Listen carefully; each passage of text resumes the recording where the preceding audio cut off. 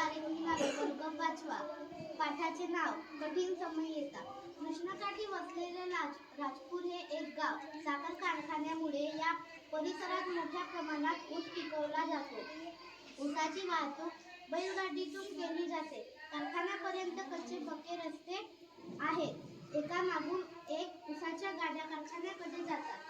एके दिवशी बैल थकल्यामुळे एक बैलगाडी इतर बैलगाड्यांच्या बरीच मागे राहिली होती. धुंदाळलेले बैलगाडीवान गाडी हाकलत होता. बैलगाडीवर त्याची 7-8 वर्षांची मुलगी व बाजूलाच त्याची बायको बसलेली होती. ती बैलगाडी बंधाऱ्या लगतच्या उताराला लागली. रस्त्याच्या बाजूला खोदलेल्या मोठ्या खड्ड्याजवळ येताच आवाज झाला. गाडीचे एक चाक निघून बाजूला पडले. ऊसाची भरलेली गाडी एक बाजूला कलल्यामुळे गाडीवानाची बायको त्या खड्ड्यात पडली. वरून ऊसाचे बांधे तिच्या अंगावर पडू लागले. गाडीवर बसलेली मुलगी एकीकडे फेकली गेली.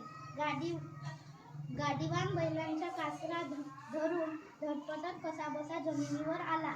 पण गाडी उलटली आणि बैलांच्या गळ्याला एकाएकी फास बसला.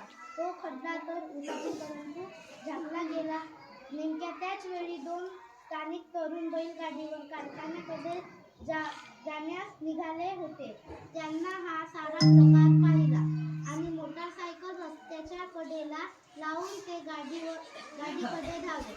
पहिल्यांदा बैलांचा गळफास तोडून ते बैलाकडे पडले.